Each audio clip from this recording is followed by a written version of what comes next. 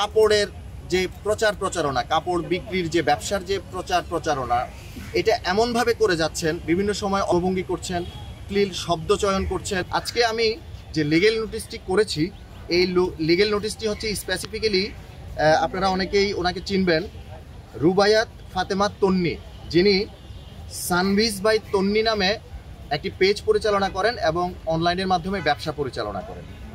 এখন ওনার বিরুদ্ধে অভিযোগটা কি? ওনার বিরুদ্ধে অভিযোগটা হচ্ছে, আপনারা যদি ওনার ভিডিও দেখেন, ওনার পেজটাকে ফলো করেন, আপনারা দেখবেন যে উনি ওনার পেজে বিভিন্ন সময়ে কাপড়ের যে প্রচার প্রচারণা, কাপড় বিক্রির যে ব্যবসার যে প্রচার প্রচারণা, এটা এমনভাবে করে যাচ্ছেন, বিভিন্ন সময় অঙ্গভঙ্গি করছেন, ক্লিল শব্দ চয়ন করছেন। কখনো কখনো উনি স্পেসিফিক, আমি নাম মেনশন করব না, উনি, এখন বিষয়টা হচ্ছে ভাই, এইভাবে যদি ই কমার্স ব্যবসাটাকে এইভাবে অশ্লীলতার মধ্যে পরিপূর্ণ করে ফেলা হয়, তাহলে আমাদের এই জাতির, এই সোশ্যাল মিডিয়া ব্যবহারকারী মানুষের ভবিষ্যৎটা কি? ওরা এখান থেকে কি শিখবে? আমি আপনাদের মাধ্যমে সানভিজ বাই তন্নি, উনি এবং যারা এই ধরনের অনলাইন মিডিয়াতে ছড়াচ্ছে, আমি ওনাদের সবাইকে এটার মাধ্যমে সতর্ক করে দিতে চাচ্ছি যে আপনারা প্লিজ এখান থেকে দ্রুত বেরিয়ে আসেন, অথবা আমরা আপনাদের বিরুদ্ধে যথাযথ আইনানুগ ব্যবস্থা গ্রহণ করব।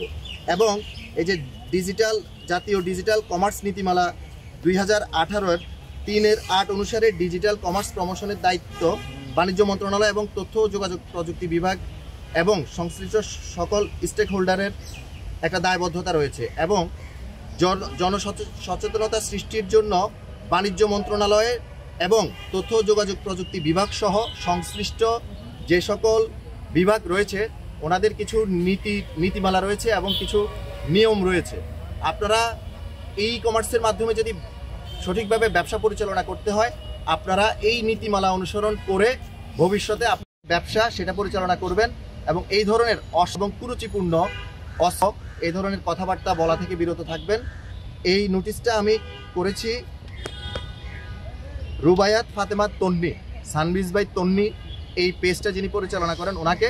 আশা করি এই লিগেল নোটিশের উনি জবাব দিবেন, এবং ভবিষ্যতে উনি এবং যারা এই সমস্ত অশ্লীলতা ছড়িয়ে যাচ্ছেন, ওনারা পরবর্তী সময়ে এই সমস্ত প্রচারণা থেকে বিরত থাকবেন বলে আমি আশা করি।